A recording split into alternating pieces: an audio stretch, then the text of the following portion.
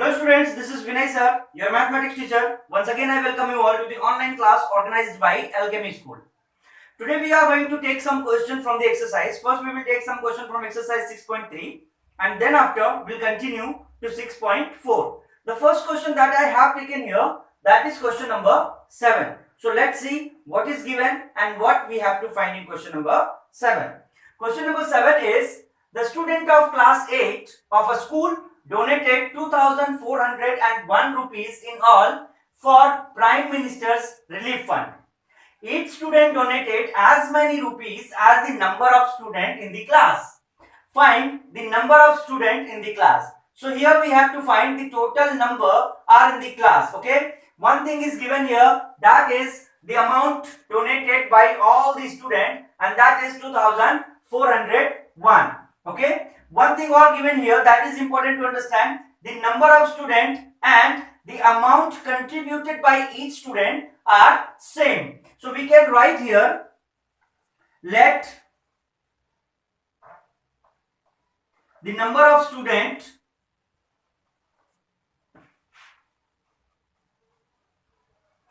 in the class to be X. So the amount donated by each student will be X. When we multiply the number of students by the amount donated by each student, we get total amount donated by the student. Okay, so we can write here number of student into amount donated by each student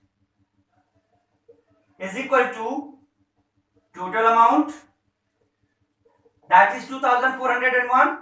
So here the number of students we have taken X, the amount donated by each student, that is also X, and the total amount donated by the student is 2,401. So when we multiply these two values, we get X square, and the value of X square is given here 2,401. So when the value of X square we have 2,401 and we are going to find the value of X, simply we have to find the square root of 2,401. We can find the square root of this with the help of prime factorization method, or we can find the square root by applying long division method. Okay, so simply I am going to apply long division method here to find the square root of 2,401.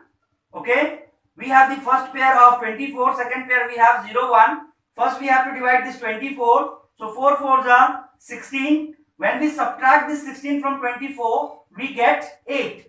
This 0, 1 will be taken here. So this, now the new number that we have 801, and we have to divide this 801. This 4 will be written here. These two values will be added and we get 8. Now we have to find a number that will be written here and here also to find this number, or to find the closest number to this, but it should be less than 801.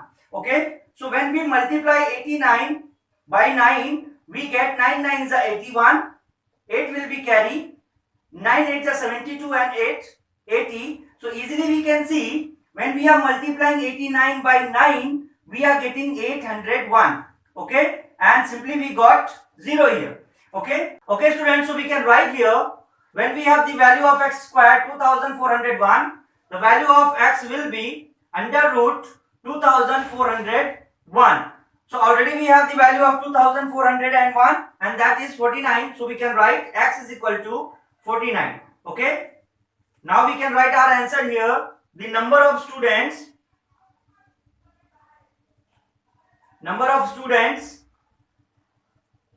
in the class will be X is equal to 49. So there are 49 students in the class. Okay, I hope it is clear for you all. Let's see the next question. So students, here we are going to take the next question, and the question is question number 9 from exercise 6.3. Okay, let's see what is given in question number 9. Question number 9 is find the smallest square number that is divisible by each of the number 4, 9 and 10. It means we have to find a number that will be divisible by 4, that will be divisible by 9 and that will be divisible by 10. How we can find such number that will be divisible by all these given numbers? Okay, simply we have to find the LCM of 4, 9 and 10. The LCM of these three numbers will be divisible by all these three numbers. Simply we can find the LCM of 4, 9 and 10. So we can find here 4, 9, 10. 2 2s are 4, 2 5s are 10, 2 1s are 2, 3 3s are 9, and at the end 5. Okay, so the LCM 5 3s are 15, 15 3s are 45, 45 2s are 90 and 90 2s are 180. So LCM of these three numbers will be 180. It means, so 180 is the smallest number that is divisible by 4, that is divisible by 9 and that is divisible by 10. Now the interesting thing is here, we have to find the number is square or not. Okay, so simply we can see here, when we observe the factorization, we can see one pair we have for 2, one pair we have for 3, but we don't have the pair of this 5. It means this number is not the perfect square. Okay, so by which number 180 will be multiplied to make it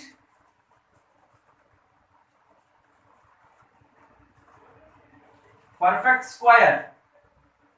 Okay, so simply 180 will be multiplied by 5 because the pair of 5 is not here. So 180 will be multiplied by 5. So we get 900, and this 900 is the perfect square of 30. Okay, you can ask one doubt, you should have one doubt, why we can't divide the given number by 5. Okay, so when we divide 180 by 5, we can find 5 3s are 15 and 5 6s are 30. So we have 36.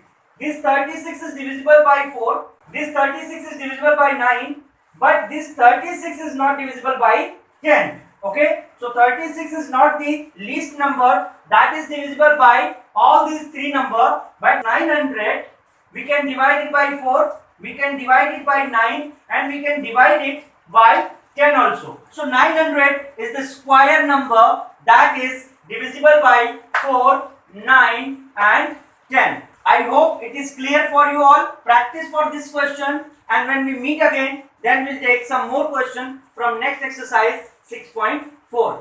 Till then, keep practicing, keep learning, stay safe and stay at home. Thank you so much.